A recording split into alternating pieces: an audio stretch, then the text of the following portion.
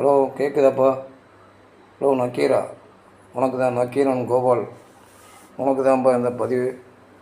எங்கேப்பா ஆளைய காணோம், சத்தத்தையும் காணோம். ஏன்னா விஜயை பற்றி ஒரு இந்த இஷ்யூஸ் வந்தது.